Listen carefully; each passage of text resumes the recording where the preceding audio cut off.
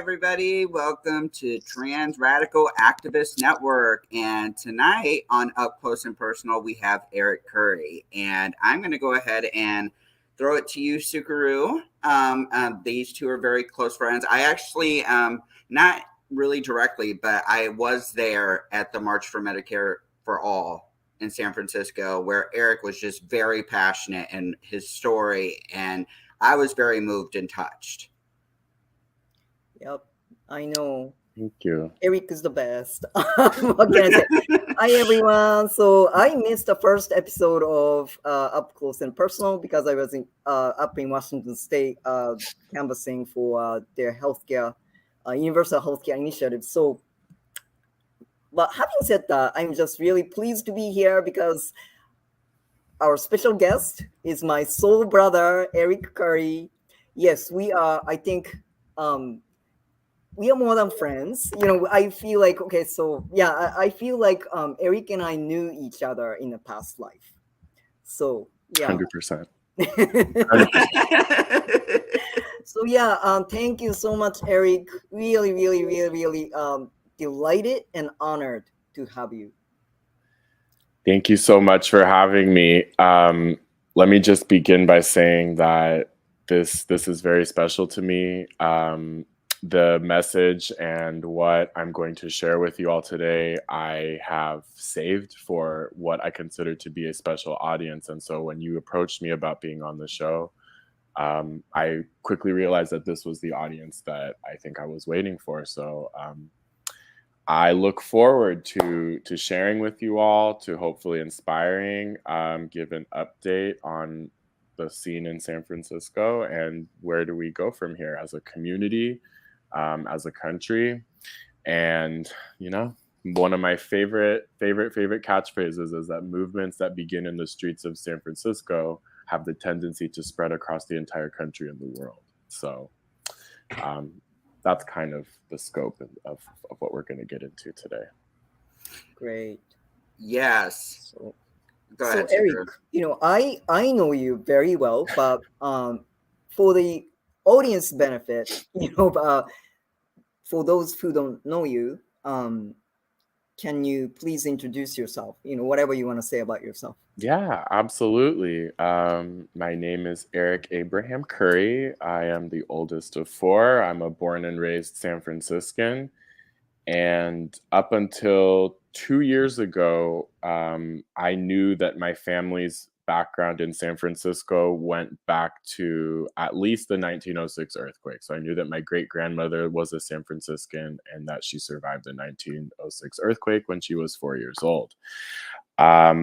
I started a private pet care business in college. I ran that business for almost 8 years.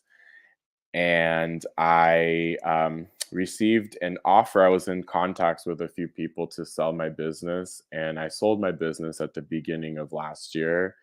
And it was one of those things that just worked out almost a little too perfectly because the next thing I did was run for office.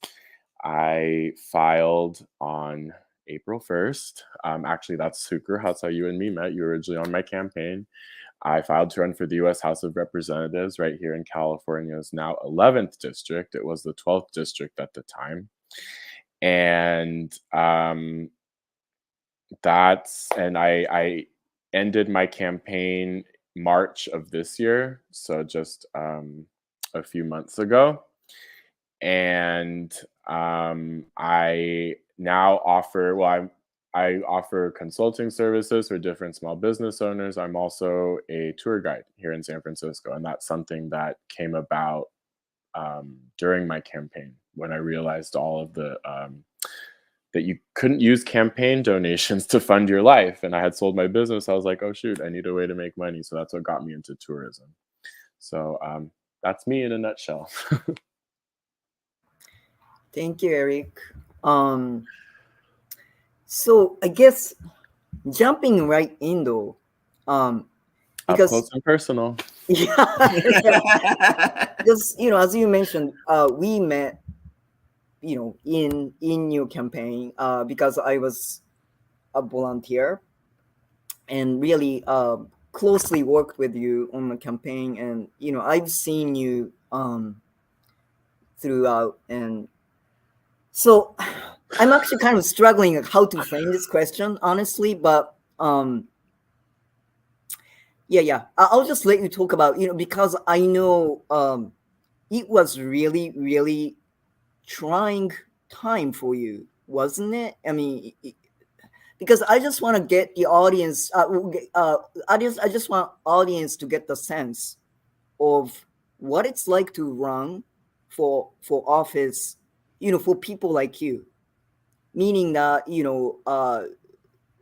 someone like like me, frankly, who is not necessarily pursuing like political career, but just like running out of this I mean, you felt compelled to run because you love your city, San Francisco, so much.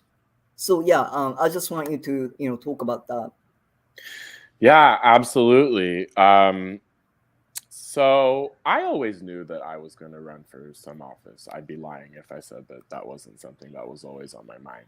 I thought that I might run for something like school board or like treasurer. I thought that's something that I might do like in the next 10 years is what I thought. I hesitate to say that I woke up when Donald Trump became president, because that's not the truth. But I think that, like with everything, there's good and bad things. And I think that many of us, when we saw Donald Trump, it was, I mean, of course, it was the whole shock factor, but it was also like, you know what? If that guy can run for office, who's going to tell me I can't run for office as well? And you know what?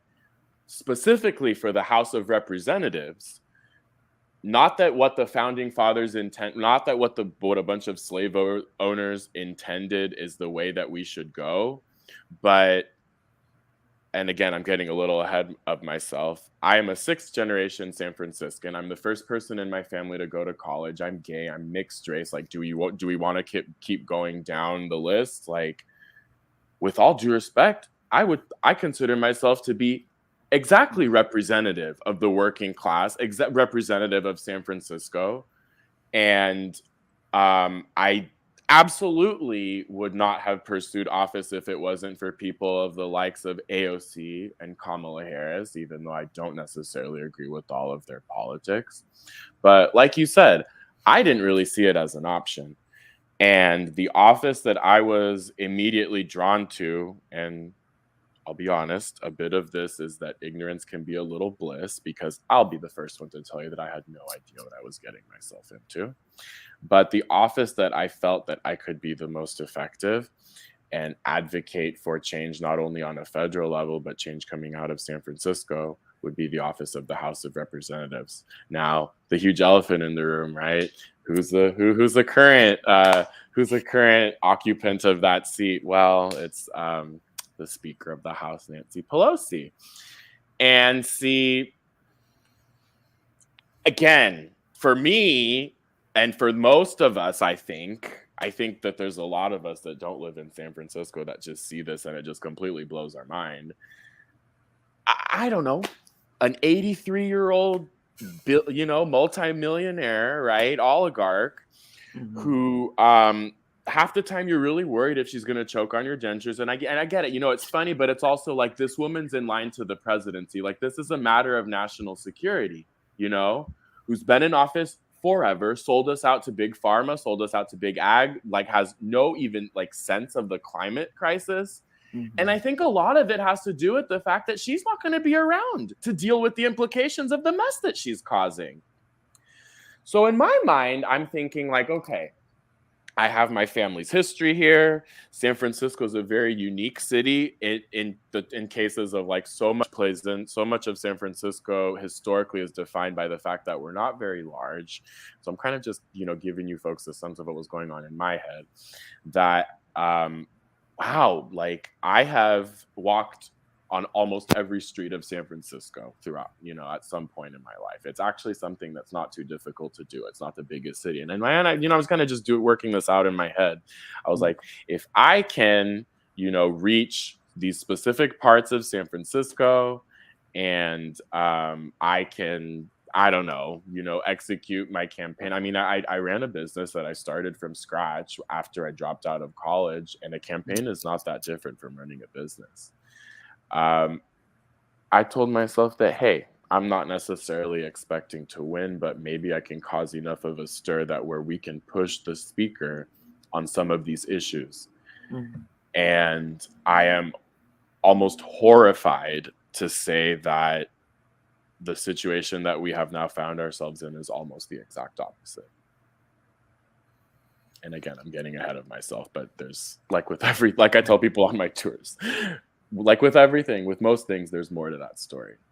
Mm-hmm. Mm-hmm. I mean, San Francisco in itself, it's very beautiful, but it's also very depressing to look at. I mean, it's just as bad as Sacramento. I mean, Sacramento is kind of getting to that point now. There's a homeless camp on every street now.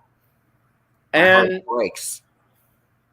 Okay, here's what I'll say about that, because you're absolutely right. I'm not going to deny the fact that we have our problems here in San Francisco. And I think what makes it a little more, like you said, depressing, and I would argue disgusting, is that San Francisco is that city where one street, you're walking over people to get into buildings, and then the next street is like literally billionaires.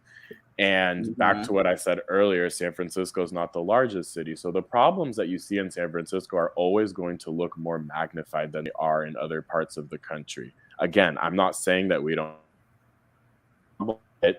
So does LA. And not that necessarily ours is more significant, but I will say that because of San Francisco and the way San Francisco is designed, it's almost always going to look much worse than it is in other parts of the country. That's what I'll say. That is very true, though, if you kind of put it in that aspect, because it is rather small. So, I mean, It's not a very big city at all. No, it's not.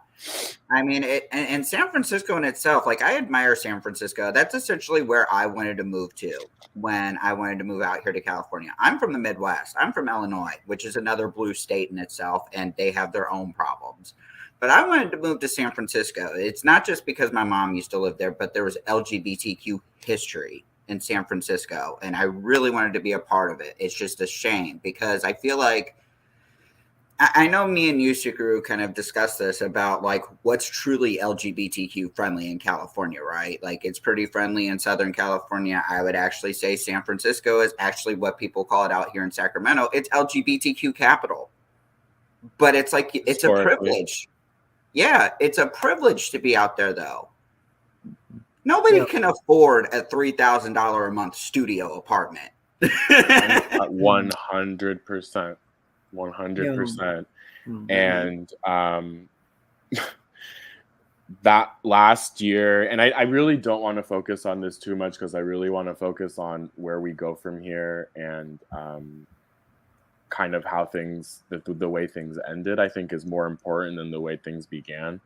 But that year of running for office, so we filed April 1st, and up until what was it, March 11th was when I released my exit statement. So it wasn't quite a year, but those were some of the most difficult months of my entire life. I describe them as like the 4 years of college concentrated in one. I got COVID twice. I became unhoused. I was illegally evicted from my office. I had my car broken into for the first time. The car that I was renting was broken into. They took everything, but like they also took my keys, so I wasn't able to get into my office for a week. It was horrible. Like, try dealing with a pandemic, but it's like, okay, well, try having COVID when you're sleeping at the airport. I was not on good terms with my family. I'm just barely I've always had a very interesting, complicated relationship with my family dating back to my childhood. But they are anti-vaccine. They historically have been very conservative. They were not the most supportive of my run for office, which I realize you need that family. So you need to be surrounded by people who support you. Throw in there a breakup, and me and my friend of 10 years stopped. It was horrible. It's absolutely horrible. So anyway, that just kind of sets the scene. I don't want to focus on that, but that's how that year went. And Eric, I don't know if you wanna kind of, okay, so before I say anything, we don't have to focus on this. I just wanna throw out this comment because this is like what I've been seeing and be very frustrated about, and I think getting involved in your campaign, really made me see this, firsthand. Let's face it, people say the system is rigged all the time, right? And I kind of had a sense that it was, but until I saw it with my own eyes, your campaign, or not your campaign per se, but it's like what a struggle it was. It just really made me see, because it's like, yes, it's really, really difficult for people, unless you are rich or unless you're politically connected already, to run for office. Let's face it, because Nancy Pelosi, she has millions to spend on her campaign, right? Whereas, like, ordinary people like us, we are making a living. We have to work to make a living, and on top of that, we have to, run a campaign. Right. It's just really impossible. I don't want to say impossible because I don't want to discourage anyone to run. I think people should be. You're right. People should run. If they really are compelled to do so. But it is difficult though. I really don't think, because I didn't necessarily, again, and I was told, oh, it's going to be expensive, especially your race is going to be a really expensive race. And I wasn't going to listen to anybody. Nobody was going to stop me from running. I decided I was going to run. I ran. But I don't think that people realize, I had a compliance firm that dealt with all the paperwork, all the taxes and payroll. So, my business that I ran, I was a sole proprietor. It was, LLC, but I didn't have any employees, so I've never run payroll before. There is a tax involved. Every single damn time you run payroll, you have to pay a tax. What I found on my campaign was that even if you don't have, if pay is going to be late and you don't have the funds to pay, you still have to pay to keep payroll open, to keep to pay for the technology per se. There's also multiple different technologies that you have to pay for. You have to host your website. You have to pay all these other filing fees. So we didn't get to the point where we released our candidate statement, but the candidate statement itself is insanely expensive and it's incredibly cost prohibitive, like you were saying. Mostly what you need to do when you're running a campaign is you need to be able to afford to sit all day in an office and make phone calls. That's what it is. And that's what I found an incredibly difficult balance with, because if you don't have an office, then you can't make phone calls, right? That's not something you can do at a cafe. That's not something you can do at a public library. And I very well couldn't juggle having an office and paying for a lease. So I made the decision, well, if I'm going to keep this campaign alive, I have to keep the office, not my residence. And well, that quickly turned into I would sleep in my office sometimes. Well, they found out about that. And anyway, it was just one thing after the other. I felt like everything was working. I really just felt like everything was working against me. And where I would like to begin, again, we've more or less covered the environment. We kind of covered what was kind of going on. But where I would really like to begin is with the Day of the Dead. The Day of the Dead was an action that Sukuru and I put together, much in the same vein as the March for Medicare for All, much smaller. And actually, this was going to be at Nancy Pelosi's house, at her mansion in Pacific Heights. For those of you who don't know San Francisco, Upper Pacific Heights, when we talk about the hills, that's where the hills are. I mean, they're all over, but there are significant hills. So she lives a couple blocks away from the Mrs. Doubtfire house, literally at the top of a bunch of hills. So I'm describing that there's no direct public transit there, actually. There's a couple lines that kind of go there, but what I'm getting at is you're going to have to walk a couple hills to get to her house. And that's by design. That's by design. She does not live in a neighborhood that's accessible by working class folk, and it's not a neighborhood that working class folk would find themselves in unless they made a point to go there. When we came up with the idea for the Day of the Dead, again, it was in the same vein as the March for Medicare for All, one of 52 marches that we planned across the country in solidarity, again, with the March for Medicare for All organization. But the idea behind Day of the Dead was that we wanted to honor the 68,000 people who, I think that's a very conservative number. I think the number is much higher, who every year die of preventable causes due to lack of health care. So these are Americans, completely innocent Americans, who every year die because our politicians have greater obligations to big pharma and their corporate donors than they do to the people who voted them into office. Now, there's a couple reasons why I want to begin my story at the Day of the Dead action. Number one, it was probably at the lowest of the low. I was at the bottom of the pit there at that action. One of my campaign manager suggested that we reach out to the other candidate, so my theoretical opponent, Shahid Buttar, who ran an incredible campaign. Most people are familiar with Shahid, was the first Democrat in many years that went up against Nancy Pelosi in the general election, got over 80,000 votes, raised over $1 million, but was in the middle of a bit of controversy because he was accused of sexual harassment. I thought that might be a good idea. There were, to my knowledge, 4 candidates running for the Democratic Party. I want to make it very clear, I do not identify as a Democrat anymore. As a matter of fact, I made that decision back in August. And I think the Democratic Party poses a greater threat to the working class of this country than the Republican Party.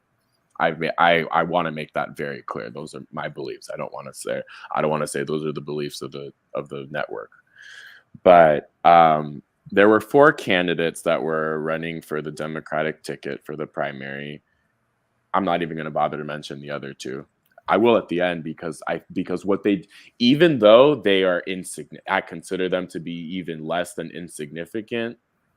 The way that this whole thing turned out, they actually ended up being incredibly harmful to the progressive movement, the movement for the working class that we have here in San Francisco. But for the purposes of leading up to this story, I'm going to just focus on Shahid, who, if there was anybody who was serious, if there was anybody who was probably going to get the nomination, it'd be Shahid.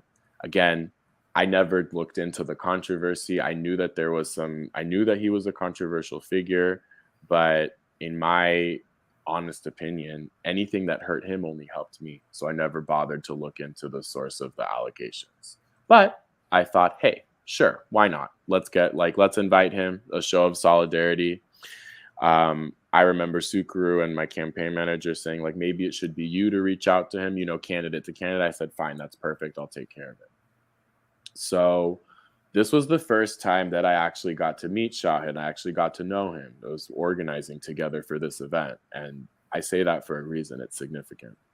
But the day of the action, we showed up It actually was sprinkling. We had a huge group show up from Washington State. So shout out to whole Washington, who I believe is the most serious, the most impactful organization right now, currently in the United States of America, that is working to achieve single payer healthcare.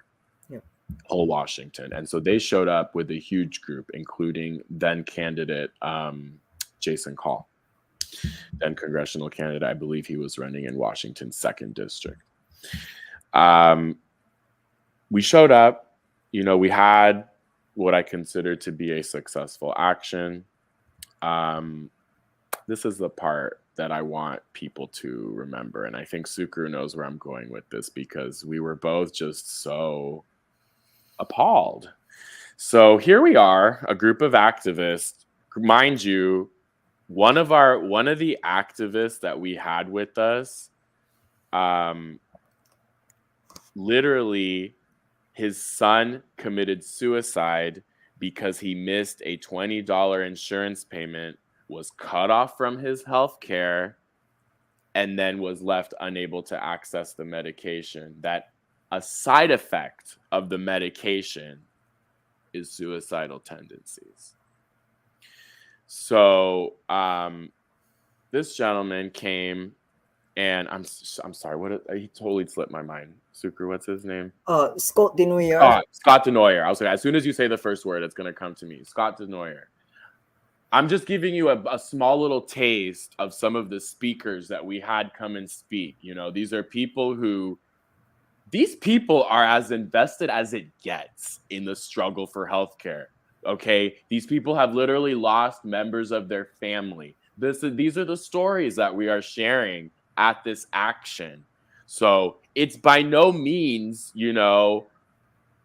I don't know. It's by no means frivolous. We're talking about serious shit, with all due respect. Pardon my French. And I just remember, as we're gathered there, again, it's pouring rain. A significant group came from freaking Washington State. We had somebody come from New York. Sharif joined us all the way from New York. Literally was in San Francisco for less than 24 hours just to help us with this. With this action. The night before, I took our entire group on a personal tour, on a private tour of that part of town, where we ended at the Palace of Fine Arts. Anyway, we're standing there in the pouring rain, sprinkling, having this moment of solidarity with, we really tried to get as diverse a panel of speakers as possible. That's something that Sukru and I have always prioritized in our actions. And as we're standing there, a car drives by, and somebody yells out the car, "We love you, Nancy Pelosi. We love you." Sukru and I gave each other this look like, are you serious right now? And I remember I turned to one of the other participants, and she was like, I couldn't believe what has to be going through your head to stand Nancy Pelosi. And it's like, again, we're not here because it's fun. We're not here because it's convenient. We're here because innocent people are dying, and we need change. And this is one of the biggest obstacles to that change.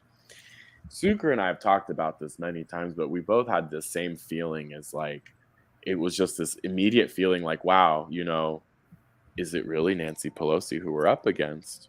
Or is it all these pathetic sellouts that keep voting her in, who just recognize her name on the ballot, so they just keep checking that same goddamn box, that same box that's having millions by this point of innocent Americans murdered. Actually, not just Americans, around the whole goddamn globe. Well, first of all, I'm going to say, too, I don't identify with any party. I identify myself as a human being. I'm not going to have a label put on me. I believe that we have human rights, and they are not being met right now. And as a mental health professional, what's going on in healthcare personally sickens me. Because, we're supposed to be a field that's like, okay, well, come to us, like, help us. Right. And realistically, nobody can afford like $150 an hour to pay for a therapist. Like, that's ridiculous. Healthcare is a privilege. That's what it's seen in this country, but that's not what it should be. 100%. We are not walking price tags. We're human beings. We have one chance in this world to live. Why not live in a world where we can have our human rights respected and met? But that's not the system that we live in right now. And these same people like Nancy Pelosi that are talking about like, oh, we care about that shit. No, she doesn't.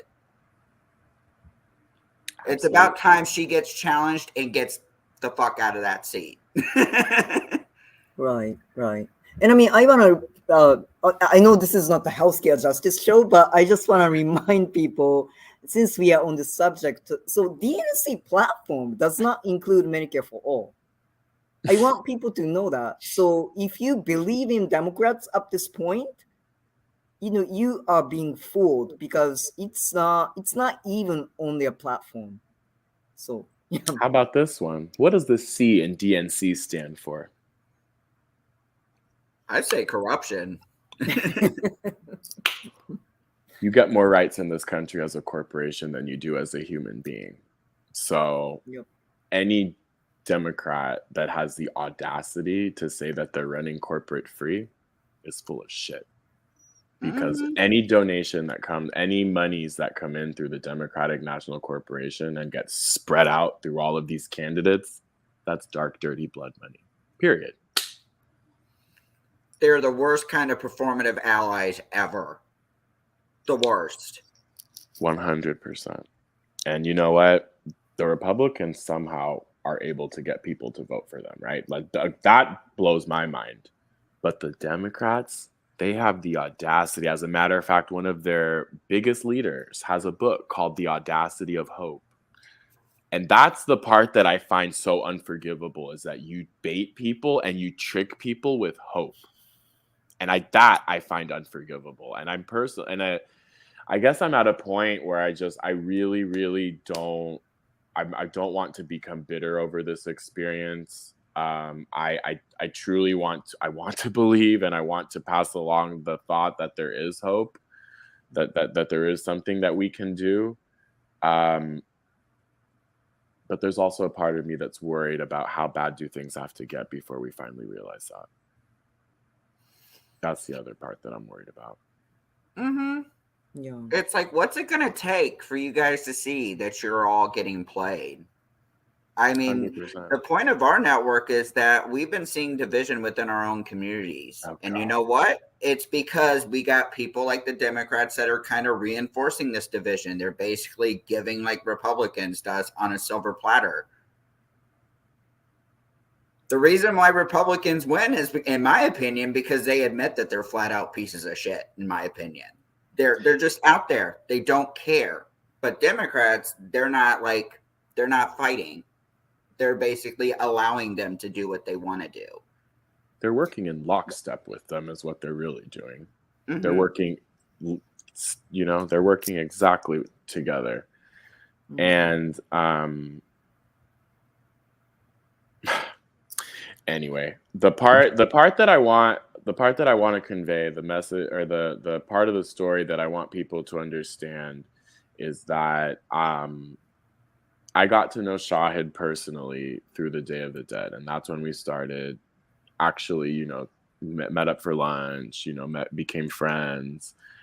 And as I got to know him better, I realized that there was something more to this story. And all of a sudden I had a bit of investment in who this guy was. And I realized like something's not adding up. And I want to also make this very clear, that he never came forward and said like, oh, I'm innocent, or, oh, don't believe those lies. And that was something else that I was actually very impressed by, is that he just showed who he was.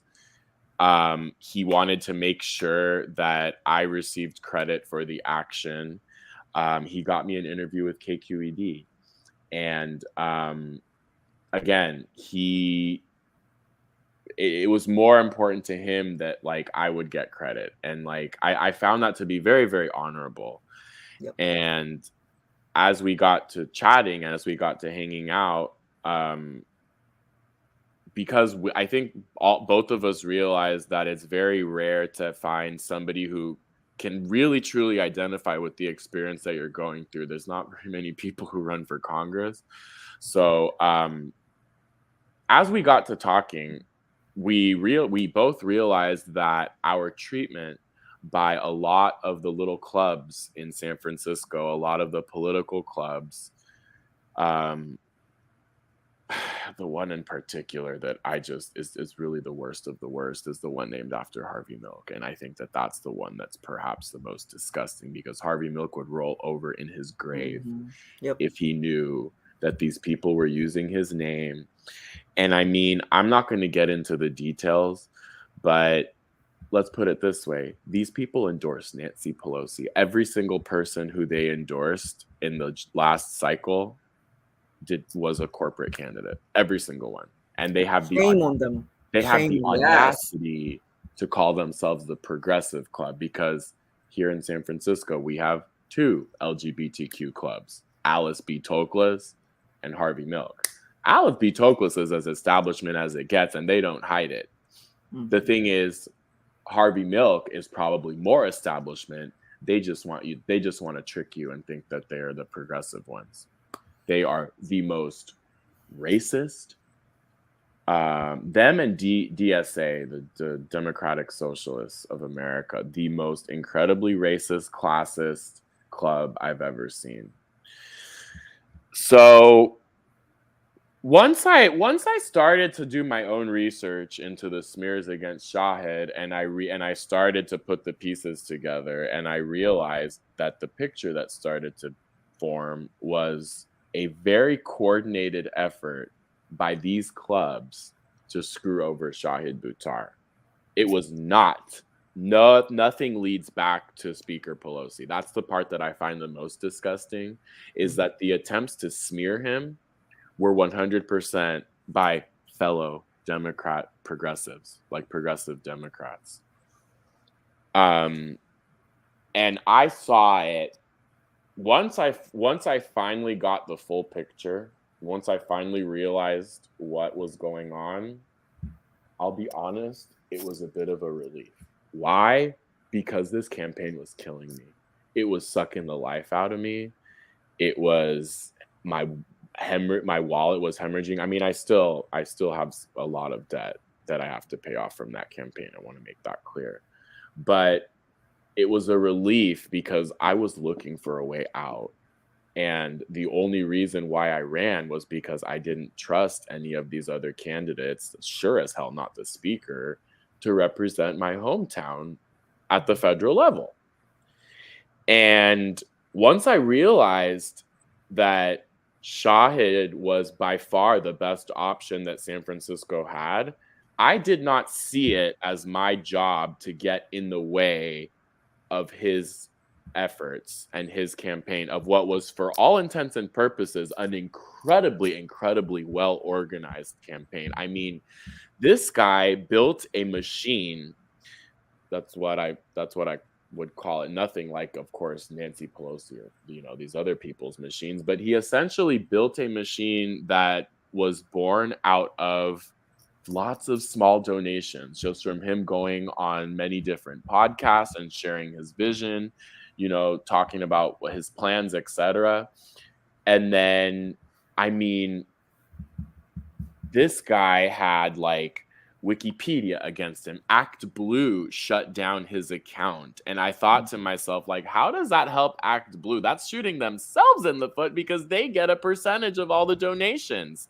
So I saw this all play out, and he was telling me that was one of the things that really kneecapped him, was that after these smears, which were, here's the other thing, the smears weren't even a really good job. They were done very, just not well at all. They were thrown together. They're not even believable, but they had their intended purpose. They had their intended purpose. And I think the part that I'm most disgusted about is that, like in the words of Shahed, not only, did they make it impossible for him to run for office, he's gonna now find it very difficult to have any kind of work, in certain places here in San Francisco. And mind you, so not only is Shahed, one of the kindest, genuine people who I have ever met, he is insanely intelligent. I mean, the guy went to Stanford Law School, and is a constitutional lawyer, actually worked in DC, just again, I did not see it as my job to get in the way of his effort. If any, and the other thing is like, immigrant, Muslim, let's do all the identity politics that the Democrats love. But here's the other thing. A quick note. I actually want to make this note about identity politics because many people had the audacity to say that I didn't have a right to list my different identities when I was running for office and say that that was identity politics. And I want to make this very clear. With all due respect, if you're part of an overrepresented group in the United States, I don't really give a fuck what you say. Keep your mouth shut.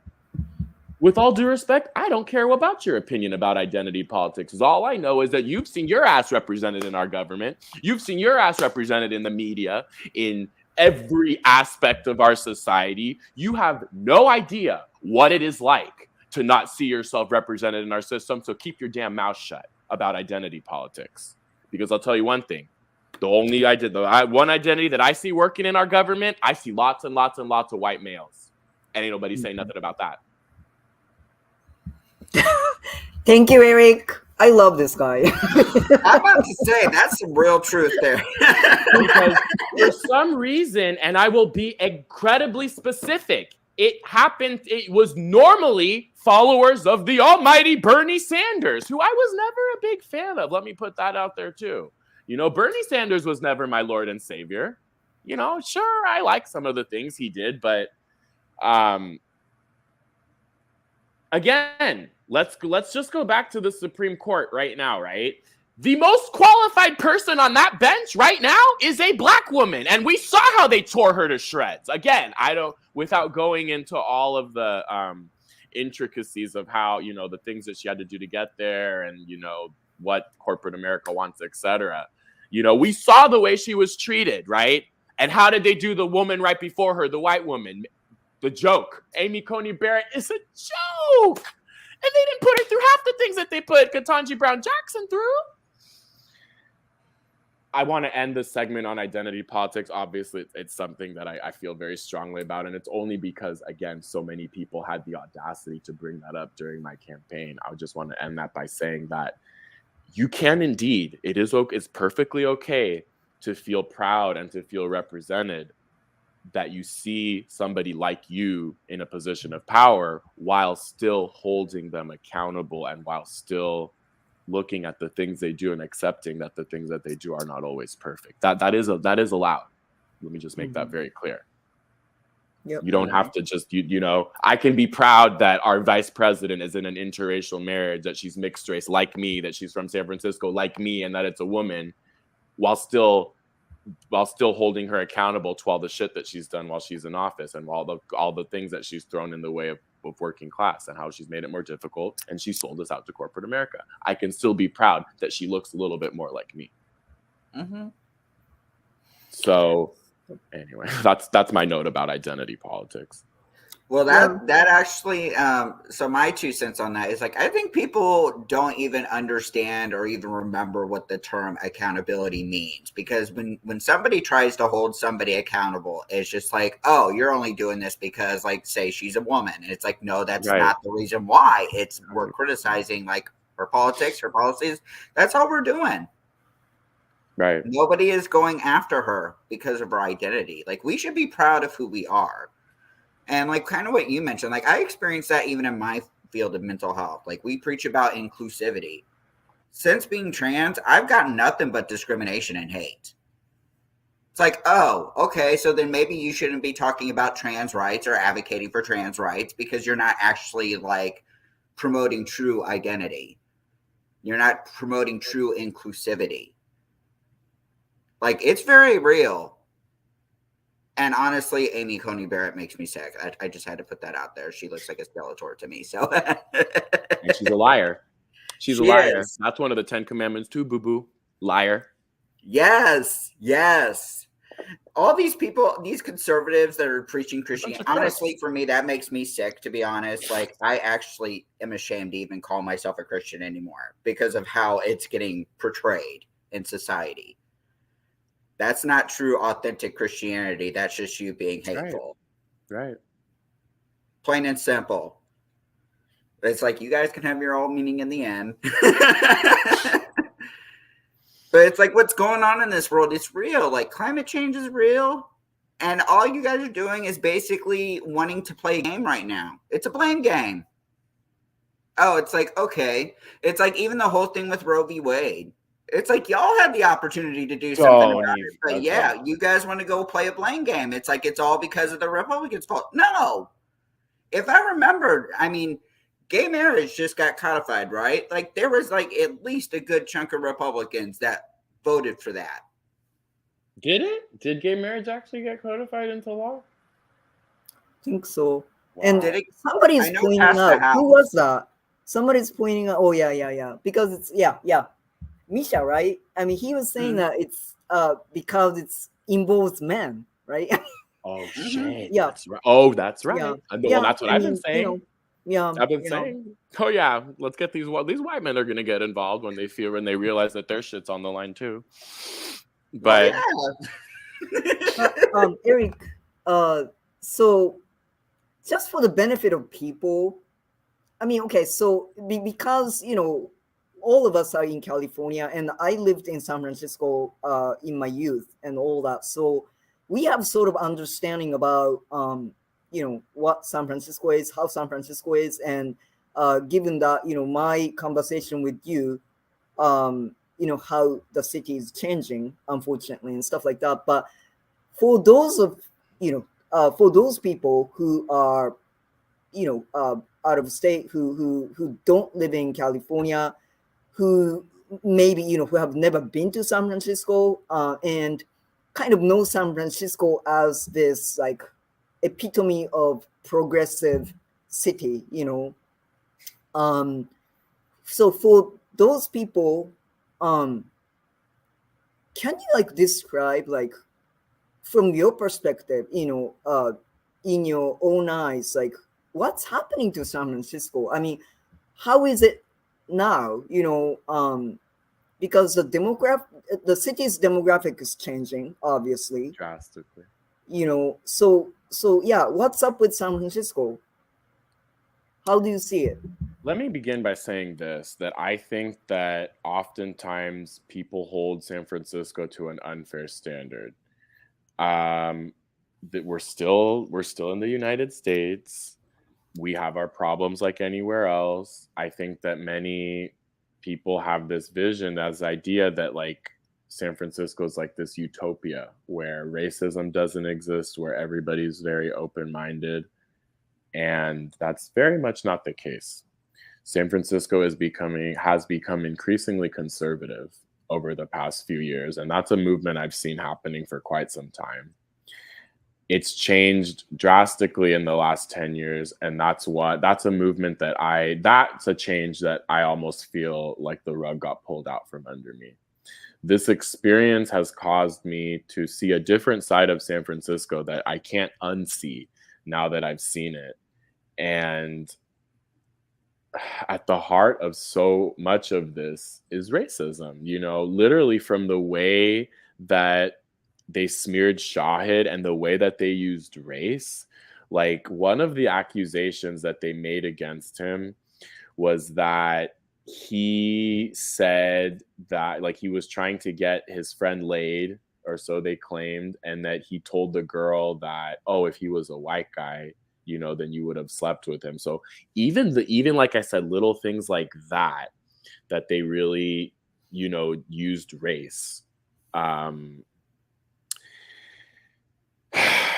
me describe a scene so that Shahid, an event that Shahid and I attended. So Shahid, me, and another individual named Pamela, we went to a panel that was put on here at San Francisco Main Library. This panel was put on by the Democratic Socialists of America, DSA, and it was, and I quote, Black liberation and indigenous sovereignty. Now, why the fuck wasn't there a single Black person on the panel? There wasn't a single indigenous person either. As a matter of fact, as we went through the panel, every single person on that panel self-described as being privileged growing up. Furthermore, when they took questions from the audience, the only people they took questions from were white males. You think that's as bad as it gets? Oh, let me throw the kicker in.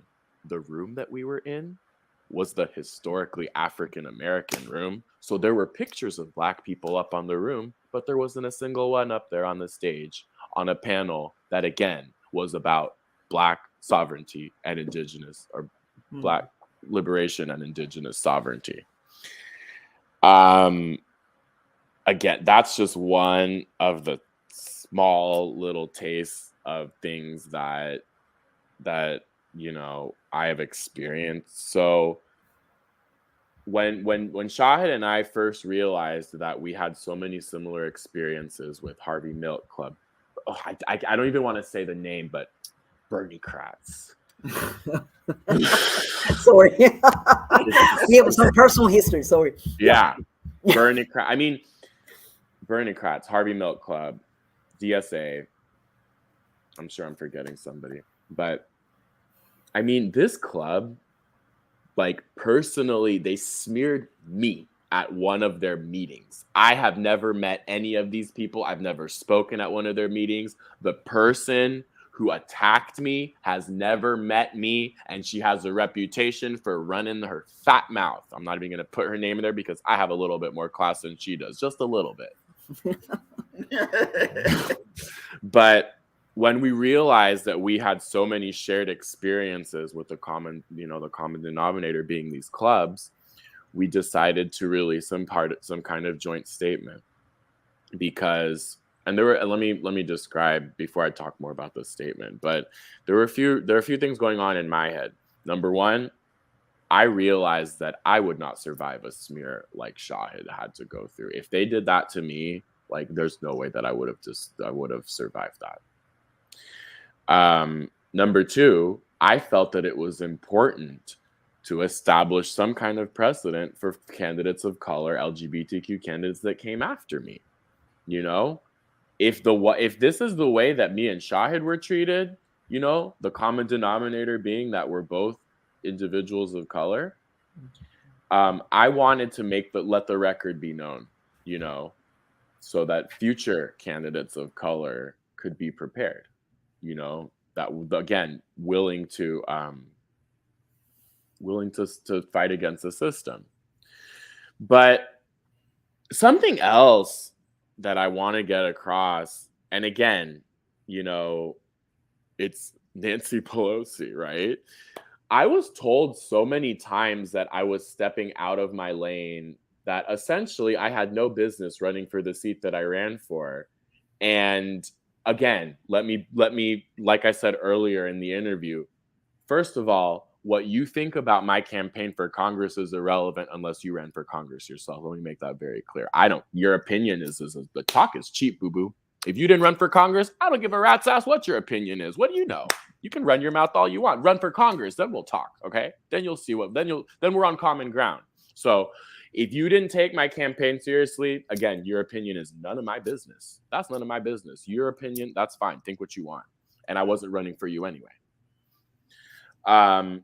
However, but this idea that because we have this 84-year-old incumbent who there are actually very serious and very credible allegations that this woman is on freaking dementia medicine, that this woman is on, you know, medicine that happens when you get to an older stage. Again, I'm not being ageist, it's just the goddamn truth. Actually, a report that came out 10 years ago by a pharmacist alleges that 60% of the members of Congress, if I'm not mistaken, are on some form of Alzheimer's or dementia medicine. People, this is a matter of national security. You know, this isn't a matter of just Nancy Pelosi choking on her dentures. You know, like, literally, this is a matter of national security. We should all be incredibly, incredibly scared about that. But again, the number of times that I was told it's just that I had no business, and I was like, this is the state that we've come to. Because again, I'm not even saying that you have to vote for me, but the mindset that I went into is like, look, I understand the challenge that's in front of me. It's my job to present myself to as many voters as possible and allow them to make the final decision. But the things that the weird mental calculus that people make, to justify their decisions, like, for example, right after Roe v. Wade was overturned, what did Nancy Pelosi do and that other sellout Clyburn? They went to Texas. They didn't just endorse this guy. They actually went to Texas to go stump for him. Cuellar, right? I think I'm pronouncing his name right. The only anti-choice incumbent Democrat in the House, right? He won his election by like less than 300 votes. It was so freaking close. And you can't tell me that if they had not gone and stuck their necks out way out for this guy, that he would have won. He probably would not have won had they not gone way out of their ways to fight for him. And yet I've had people telling me, oh, but she needs to do that to protect the majority. First of all, fuck your majority. Fuck your majority. Do you have any idea what goes into running for office? And I don't want to forget her name, but what was the name of the candidate that was running against Cuellar? Anyway, she ran an incredible campaign, and knowing everything that goes into running for office, the mental stress, the financial stress, putting your entire life on hold. Shit, I don't even know how people with kids do it. Honestly, who are working class and who have kids, I really don't know how they do it. But if you did everything, and mind you, I didn't make it that far, right? I dropped out before I got on the ballot. Again, I didn't want to get in the way of taking votes away from Shahed. But even I didn't make it this far. But if you made it as far, you got the number of signatures, etc. You fundraised to get your name on the ballot. At the very least, don't you deserve your fair shot? And if this person is a candidate you agree with their ideas, that should be who you vote for. Period. If this person has a vested interest in the community that you live in, why on earth would you not vote for that person instead of voting for the person who you've been voting for? Well, what's changed? Well, I wonder why. Mm-hmm. Mm-hmm. So it does get incredibly discouraged. Yeah, I agree with that though, and it's so incredible. It's so disgusting that unfortunately a lot of Democrats, use that logic or use that excuse. They do say, oh, but it's important for Democrats to get elected. But okay, here's the thing though. So when there's a situation like that, like both are Democrats, and I don't see the logic. What I mean? Right. When people say, "Oh, Right. but we have to protect the majority," okay, but these are both people are Democrats. Mm-hmm. Like, why do you have issues with a new person getting elected instead of the incumbent? I mean, I don't see the logic at all. So. No, I want to use this moment. To highlight Maybe's race, right? So Cuellar's race, that's in Texas. I think that there was a legitimate fear that a Republican would get that seat. Oh my goodness, a Republican, Oh, you mean a guy who takes the same money that you do, but just has a different hat on? So anyway, the fear, and to some point, I don't think that stoking the divisions between Democrat and Republicans does not serve the working class. Side note, but let's talk about Maybe's race right here in California. Yeah. What district is it? My district. You live in 43. No, it's actually okay. So it's Adam Schiff's. Okay. Because of redistricting, but 30, 32. Oh, okay, 30, I was off. Yeah, something like that. Let's see. Anyway, it's Adam Schiff's district. Maybe a girl is running an incredible incredible campaign. And not only that, but maybe actually has a lot of community work under their belt. Like actually is very, very involved in the community, would make an excellent representative of Congress, would be the first trans member of Congress, and shouldn't the representative from West Hollywood, like, come on, you know what I mean? Representation matters, damn it. Again, running against Adam Schiff. So I think Adam Schiff made a bit of a name for himself during the impeachment proceedings, right? That's why people like him. Just like what Pelosi had to do was put her sunglasses on. Americans are wet for 10 months. Anyway. Yeah. Okay. So it's California District 30. California District, California's 30th district. People, please go send maybe some coins. Please go support, promote maybe. But anyway, the point that I'm getting at is that Adam Schiff, again, this is in California. It's always going to be a blue district, but he lies in a lot of his fundraising and talks about the threat of a Republican. Ain't gonna happen. West Hollywood ain't gonna happen. Just like it ain't gonna happen here in San Francisco either. Well, a Republican will never win that seat. It's just not gonna happen, you know? And yet you need to stoke that fear because there is a very real threat that maybe is going to kick your ass out. And she should. And as she should. But the other part that I want to get at is that, like, these people have made it so far, right? Like, with everything working against them as a progressive candidate, they make it so close, right? And because of our screwed up system, they don't end up making it. And these are the people who really, truly should be in office. Yeah. You know what? I mean, ages aside, okay, so you mentioned, Nancy Pelosi and but it's not only Nancy Pelosi. If you look at, let's just look at the roster of people in the Senate and the House right now. Congress. Oh, yeah. I mean, they're so old. Okay, but not only that, okay, so, yeah. But this is not ageism, just as Eric said, because how these people, how many years they've been in the office? I mean, I'm a firm believer that past certain years, you should give up your seat.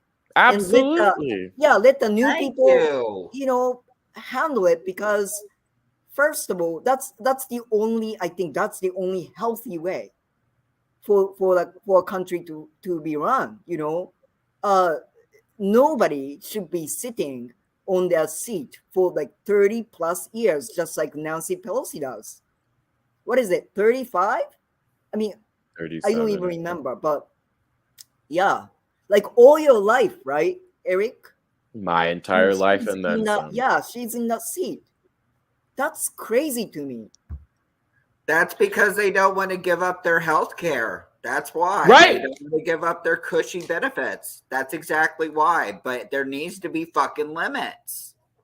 I 100% believe in term limits. One of the biggest arguments I hear against term limits is oh, but then we'd never get a Bernie Sanders. You know what? Then we'd never get a fucking Mitch McConnell either.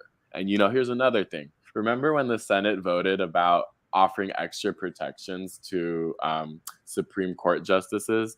They passed that shit like that and 100% voted. So go run your mouth about, go create an illusion in your mind about Bernie, who's old as shit also. And go convince yourself that, I don't know, we should make an exception for Bernie, because Bernie's votes don't always match up with the people's interests either. I don't care what he is historically. He's voted for Israel. He's voted against the working class. And all I know is that I busted my ass off to get this current administration in. I busted my ass off. I donated thousands of dollars to get the Senate that we have, and I feel insanely betrayed. I made phone calls from one end of this country to the next. You want to know how many people I hear called Kamala the N-word, okay? While I was desperately making all these phone calls because I was so terrified that the guy was going to win again, like most of us were. And I'll tell you this much: y'all lost a good ass organizer, because till I breathe my last breath, I am only going to spread the word about how horrible and how toxic the Democratic Party is. And for you moderates out there, for those of you that the Democratic Party will do anything and you will forever, do their bidding, I'm warning you, especially those of you with children. There will come a time when your children will come to resent you for voting against their interests and against their future. Read my lips. So you might be comfortable. You might think you're so sick with it. Oh, I have health care. Oh, we're going to be fine. We do not have much longer. And I'm warning you, you're going to come to regret your decisions if you continue voting, keeping the people in office who that we have been in office. Right.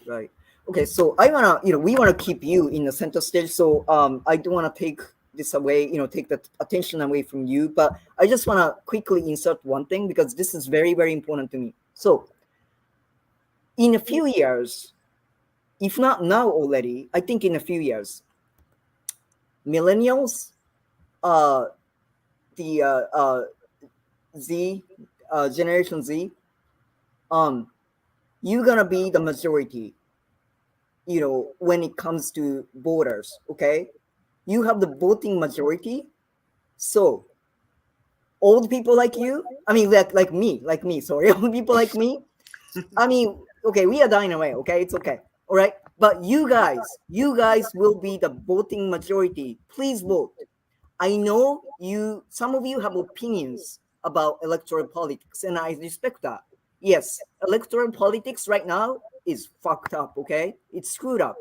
I know you have a distrust, but you can vote. As long as you can vote, you should be exercising that power. And you will be voting majority, which means your vote matters. If you vote en masse, you can move this country, So please, young people, vote. Okay. I want to second that because I also get incredibly discouraged and I start to wonder if my vote matters, etc. But I really like something that Alicia Garza said in her book, The Purpose of Power. Okay, I would not feel right if I did not also include this bit, but I've lost a bit of respect for Alicia Garza because she was bragging about hanging out with London Breed at her birthday party, and she had the audacity to call her a real one. London Breed is the biggest sellout we have in the city of San Francisco. She is not someone to be respected. She is selling out the people of San Francisco. She loves the police and hates the homeless. As far as I'm concerned, she's an incredibly controversial figure that I would not want to be affiliated with. So I feel the obligation to throw that out there because Alicia Garza is somebody who I had an incredible amount of respect for. But seeing that she's fine and seeing that she's okay, letting it be known that this is the company that she keeps, in my opinion, invalidates a lot of the message that she had in The Purpose of Power. However, with that being said, Sukru knows this about me. I can't stand certain people like Gary Vaynerchuk, but what they have is valuable. Okay, what they have, there's a don't cut off your nose to spite your face, in sense of like, don't be the idiot that thinks you can't learn from people, even those you don't like. Okay, so back to Alicia Garza. The Purpose of Power, she describes voting as picking your opponent, right? I think that's the perfect way of thinking of voting. Whether you think it's a vote of time, well, at least you have some say in choosing who your opponent is going to be. That's the way I look at voting. Anyway, where were we back in the... Yeah, I was asking you about, asking you to describe the state of San Francisco. Oh, but, right. Yeah, but in relation to that question, though, actually kind of leading into the next question. I mean, so how do you see yourself, after all this experience? I mean, what's your role, or how? I say this because you've gone through a lot in the past year, and there has been a fair share of disappointments, fair share of anger, resentment, frustration. Where do you go from here?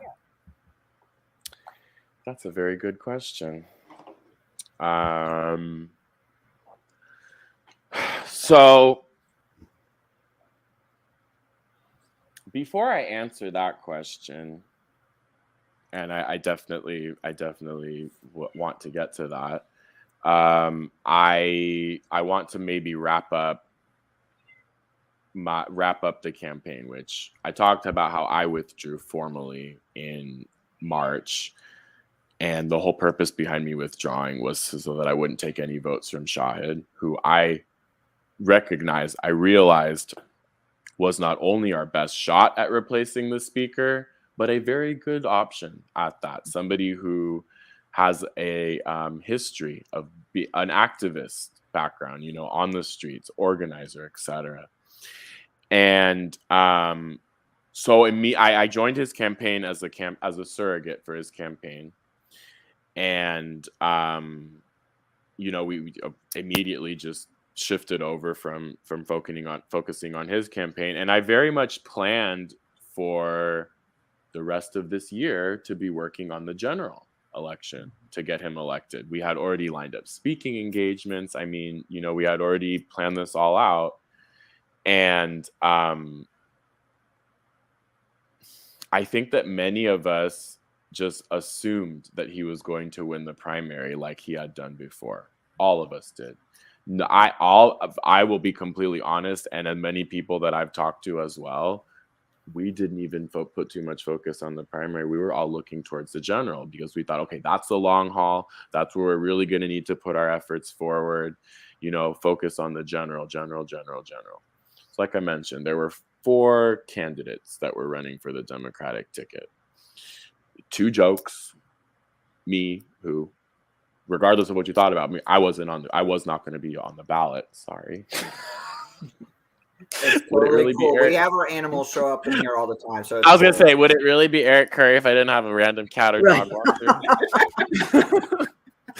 But, where was I going with this? Okay. So, 2 of these candidates, because I know for a fact that they did not pick up the phone a single time to fundraise even a single penny. One of them spray painted a bunch of crap around San Francisco. The other one started a bunch of fights on Twitter and ended up getting verified on Twitter. So it's like, seems like your little campaign was worth it. Grandma getting you to run for office at the Thanksgiving table. Well, now you're going to have to tell grandma that you didn't make it. Anyway, Sukru knows exactly who these people I'm talking about. And Sukru would probably be better able to tell you than myself about how these individuals operate, who I'm not even going to say their names because it's totally not worth it. But so the votes, everybody voted. I remember that day as like it was yesterday. I had a meeting, and then immediately after the meeting, I went to Shahid's election party. And nice little crowd. The energy was great. I don't think anybody even bothered to really look at the results, because we all just assumed that he was going to make it to the primary, and we were all focused on the general. I'm not sure how many people paid attention to the district attorney recall, Chesa Boudin, that we had here in San Francisco. Something that I hesitate to say that it was purely funded by Republicans, because there were lots of money coming in from many different places to fund this recall. What I do want to say is that a lot of that money did not come from San Francisco. And I want to say that the second that he was elected, there were already efforts put into motion to recall him. So that's what I want to say about Chesa Boudin's race. But anyway, so the energy at Shahid's was great. Many of us were sad because Chesa was recalled very fast. The results came in. So I went over to Chesa's party to kind of end the night. And I just remember kind of thinking to myself, contrasting at the end of the night, contrasting the 2 events. I actually had a great time, even though the energy was, sad, but I didn't realize that there are many people that want me to run for a different seat. I'm not going to say the seat here. Sukru knows. But I just remember, thinking at the end of the night, walking home, having one of my long walks in San Francisco, my thinking and manifestation walks is what I call them. And I'm thinking okay, like it's done. We have our work cut out for us. Like, we knew what was going to happen with Chesa. So, rip the Band-Aid. I'm glad I got to personally thank him for being the only, let me make it clear, the only elected official that spoke at our March for Medicare for All was Chesa Boudin. Make that very, very clear. The district attorney was the only elected official. I reached out to every single progressive in San Francisco. Nobody got back to me. Not a single person. So then I remember checking the results the next day, and I realized that actually Shahid had some very serious competition from a Republican, from the Republican that was in the race. I think John Dennis, who I think runs like every race because it's like, why not put your name on there? And the number of votes that the other two joke candidates got would have way more than put Shahid over. So they very much did siphon votes away from him, which is the situation that I did not want to be in. And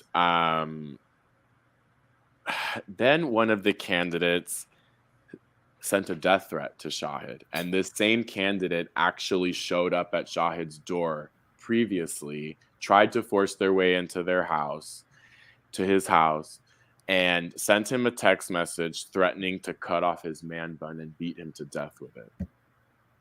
And that was something else that was something that Shahid was smeared about, was people complained about his appearance and complained about, and first of all, Shahid's Muslim. Like, there's a religious reason why his hair is long. But furthermore, it's not up to any of us to be judging, somebody's hair, right? And it's along the same lines as people who say that African American hair is unprofessional. The exact same, no difference. So once the votes were certified, and then we all just kind of realized, like, oh shit, like the Republican got more votes than Shahid, and Shahid's not going to advance to the general election. I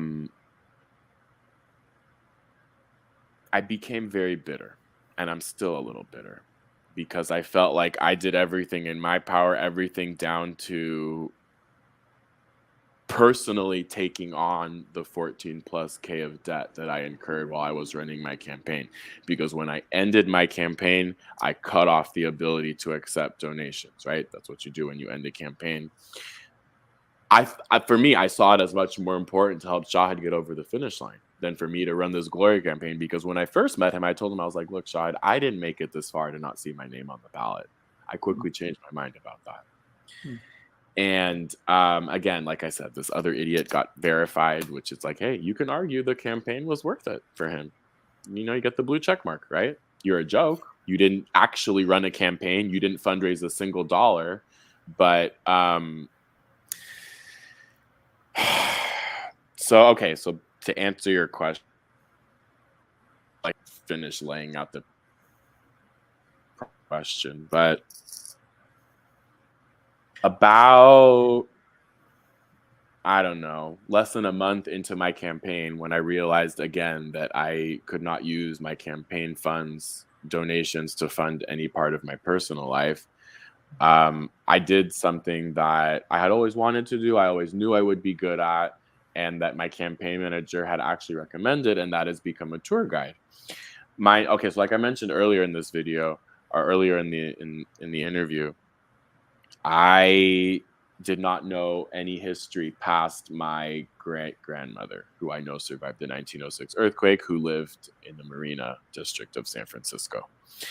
One of my ancestors, my great uncle, actually traced our family history back to Ireland. So that's my dad's side of the family. So we actually know our genealogy to Ireland fairly well. But I did not know, again, past my great-grandmother on the San Francisco side. So as I become a tour guide, and as I start to learn routes in San Francisco and learn about the history. And again, I don't know about other tour guides' approach, but this is very personal and very special to me and very serious. I have an investment in actually making sure that I get the history correct, that I'm accurate, but also that I deliver an experience that is entertaining. A lot of tour guiding, anybody can spit out facts, anybody can memorize facts, but to provide just an encompassing experience, I would argue that takes some passion. That really takes, some preparation. It really takes some of you. You can't just stand there on the corner, and then spit out facts. I discovered that in North Beach, the historically Italian district, some of the first people that moved here after the miners were fishermen from Italy, specifically Genoa. I knew that my ancestors on my Italian side came from Genoa. So I started thinking, I was like, what if they were fishermen? So I started to do a lot more research, spent lots of time in the San Francisco history room, ancestry.com. Lo and behold, I found out that my grandmother was actually the third generation San Franciscan and that her grandfather came to San Francisco in 1865 from Genoa. I'm not sure if he was a fisherman, very well could have been. This discovery, I mean, for me, it was like discovering fire. I can't quite describe the feeling of elation that this gave me, because I had always known, like, San Francisco is just, I love San Francisco so much it hurts. It means so much to me. I'll be damned if I sit aside and just let all the fuckery go on without fighting with my last breath for San Francisco. It's that kind of city. It's a city worth fighting for. And like I've said before, I'll say it again, movements that began on the streets of San Francisco have spread across the entire country and changed history. That's what the significance of San Francisco is historically. I was also given the opportunity to advance fairly quickly within the tourism company that I'm in. And actually, I wouldn't say that I'm necessarily with any particular company. I've contracted with different companies because of the different experiences that I can offer. And one of them is the Mission District Food and Culture Tour. And what's really special about that tour is that that's probably the neighborhood that has been the most gentrified in San Francisco, arguably, would be the Mission District. Sukru would tell you that, and actually Sukru actually used to live in the Mission. I grew up in the outer Mission, so the outskirts of the Mission. That was historically where you could find affordable housing in San Francisco. And historically, it was actually a very undesirable neighborhood, especially after the earthquake and fires, because of how low it is to the ground. Now, that's also one of the reasons why the Mission District always has good weather. If there's not sun in the Mission District, there's not sun anywhere in San Francisco, I can guarantee it. But anyway, what I'm getting at is that one of the many reasons why I decided to run for office, and believe me, I did not allow myself to run until I actually sat down and could write down like a good 10 reasons. I think I was able to knock out like 15. I was like, okay, maybe we'll do this. But one of the reasons why I decided to run, I would say one of the things that really pushed me over the edge was seeing how the small business owners at the store that I worked at. So during the pandemic, just quick side note, during the pandemic, my business completely flatlined. Like there was a good 3 or 4 months where nothing. Then it came back with a vengeance. My numbers got up into what I believe propelled me into getting the high numbers that were necessary to sell my business. But there was a time where my business was nothing. So I looked for work and I got a job at the oldest pet store in San Francisco, the first pet store in San Francisco. Anyway, this is a San Francisco legacy business. It's actually one of the only pet stores in the entire state of California that specializes in exotic birds. So people come from all over the country and all over the state to do business at the animal company because they have such a strong reputation. Right. So what I'm getting at is that, again, this is a pivotal, important San Francisco business, is essential because they sell pet food. And I don't think many people realized what society would be without like the pound or the SPCA. You do realize that if it was not for those services that are taxpayer funded, we would have dogs and cats running all over the place, and that's less than ideal. And spay neuter programs. So for those of you who don't think that animal care and animal services are essential, they absolutely are, because believe me, you don't want to see what it looks like if those services aren't in place. Anyway, what I'm getting at is that I saw how much these people struggled. I mean, this is a small business, right? A San Francisco legacy business. And I just saw her filling out piles and piles of paperwork to try to get these PPP loans that never materialized. I mean, there was a time when she wasn't the owner, Ellen, she wasn't sure if the store was going to survive or not. And I was like, I'll be damned if the oldest pet store in San Francisco, one of the oldest businesses in the city, doesn't survive. But meanwhile, Walgreens never had to close. Target never had to close. Like, all these other corporations were open the entire damn pandemic. But places like Japantown, you completely shut down, and then you're going to tell them that after a year of being closed that they're on the hook for a year's worth of rent when they weren't able to be open to make any money to begin with. No, absolutely not. So again, as a small business owner myself, that was one of the things that got me over the edge, is that I really wanted to advocate for small business owners in Congress. Anyway, so after that long drawn out explanation, so like you're saying, where do I see myself? So again, I found a huge purpose in offering my guided tours around San Francisco. So again, the Mission Tour in particular, which is arguably my favorite tour to give, because I talk about much of my childhood in that tour, and I get to give people the narrative of a neighborhood that has changed drastically, but that has a very, very, very important place historically.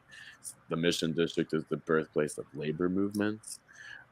It's the district historically where working class folks and immigrants got their start. And my tours have become very popular with locals.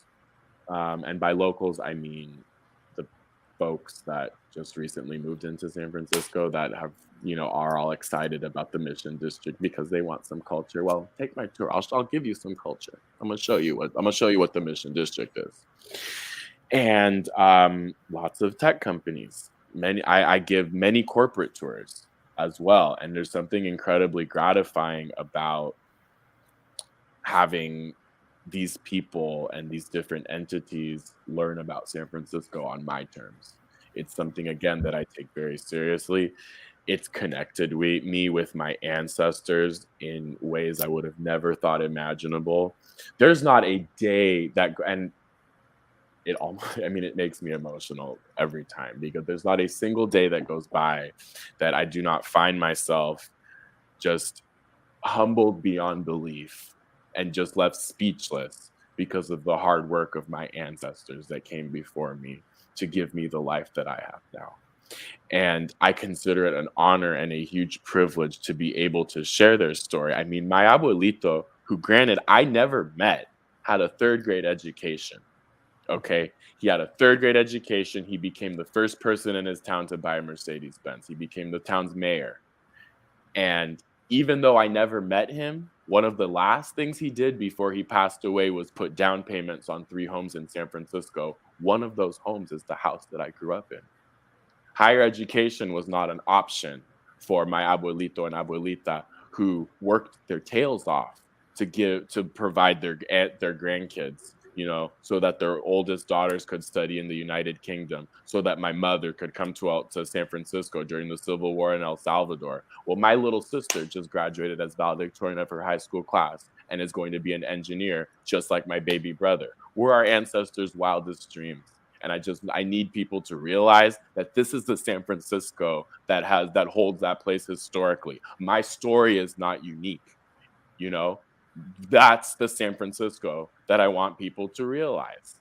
It's not a playground of the rich. This is what the city has meant historically for people. This has been their entryway into bettering the next generation, into generational wealth.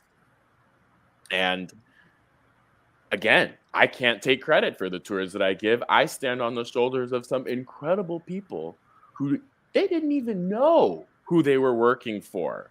And if only they could see, that never a day, and there's never a day that goes by where I don't stop and think that if only they could stop and see the fruits of their labor and like just how in one generation how much things could change. I'd like to think that they would be so happy and so proud of the fruit of the results of their hard work. And again, I consider that to be the biggest honor and the biggest pleasure. It's my pleasure to pass along those stories, and I have found a purpose. And you know what? Every time I run my tours, or by this point, I have now told this story, 65, 70 times to my guests.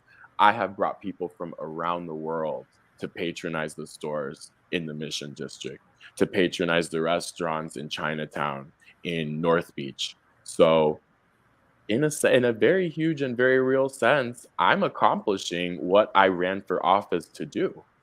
I'm bringing wealthy tourists to the very front door of many of these businesses that were left out to dry during the pandemic. What do I see, 5-10 years in the future? I don't know. And to an extent, it's a little stressful to even think that far, but I know that what I'm doing right now and the work that I've got going on right now is very important, and it's very impactful, and it's very necessary. Man, I got a little bit of emotional things going on right now myself. So. I'm working on it. It hasn't happened yet, so I'm very blessed. Very blessed. Not just blessed. I've been divinely favored. Thank you, Eric. Thank you. Yeah, thank you so much for sharing that. I mean, that was very touching for me to even listen to. I know we're coming close on time, but I know just kind of like a special message out there. I know things out there kind of seem futile right now, but try to be more optimistic. People have scared us for many years to not use our voice. Absolutely.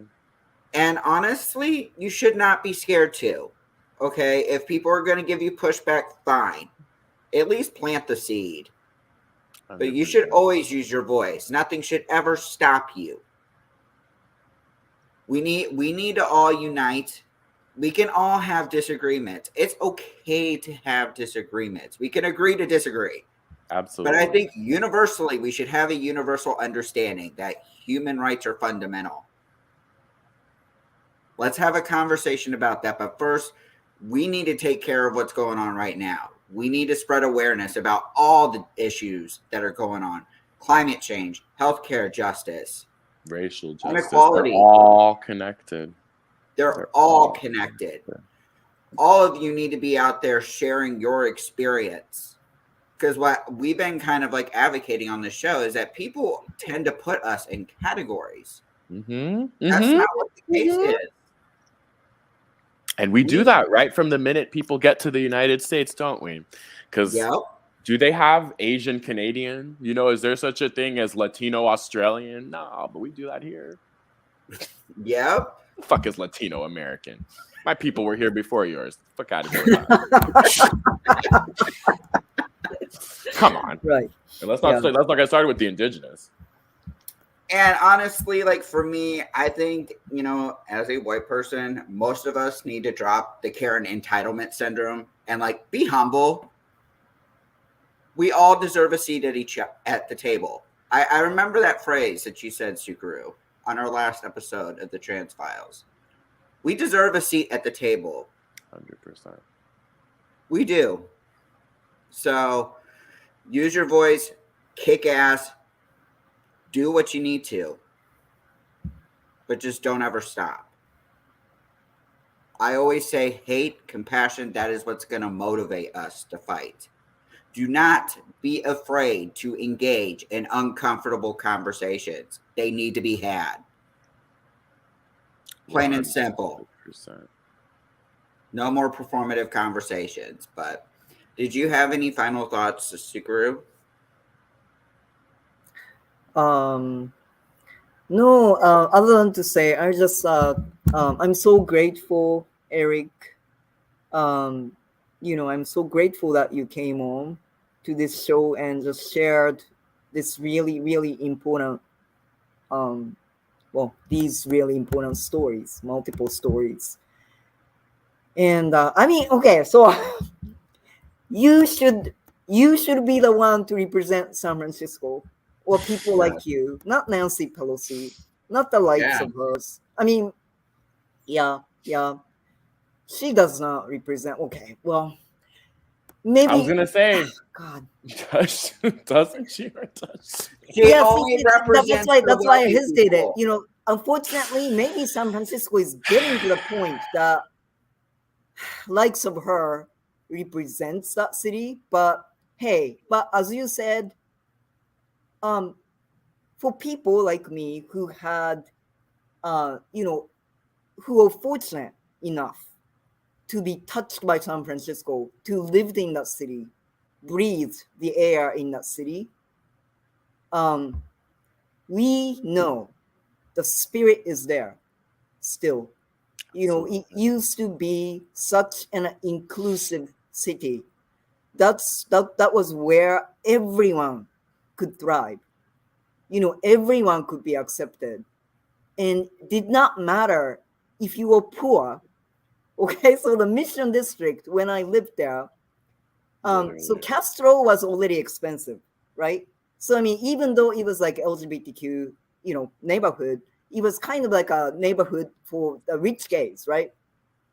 In the Mission, poor starving artists like me, poor starving queer artists gathered in the Mission because we felt at home, we felt included, and we felt like we still were able to achieve our dreams. And that's what San Francisco is. And I'm so happy and grateful that you are there to tell stories and to tell people what what San Francisco is about. I'm being careful. Yeah. So thank you, Eric. Absolutely. And thank you for this opportunity. This was the perfect moment. This was the perfect audience. You two are incredible hosts. And if I'm not mistaken, is this the second episode since the rebranding? Wow. So I'm very, very excited to see where you go with this. That's something I actually want to drop. So actually, next month we're going to be releasing another show, and it's going to be all surrounded with social justice. That's going to be our space to talk about the political system. So if you ever want to come back and join us for that, we would be honored to have you. I'd love to. Thank you. But yes, I want to thank everybody for tuning in. Please continue to like and subscribe, share this channel. We are now on Spotify. Please check us out, and please take care of yourself. Self-care is important. And remember, please do not be afraid, again, to engage in uncomfortable conversations. Use your voice. You don't have to take shit from anyone. So continue to do that. Kick ass. I love it. I love it. You want me to take care of the song, Suguru? I can do it. Okay. So if I can find my mouth, there.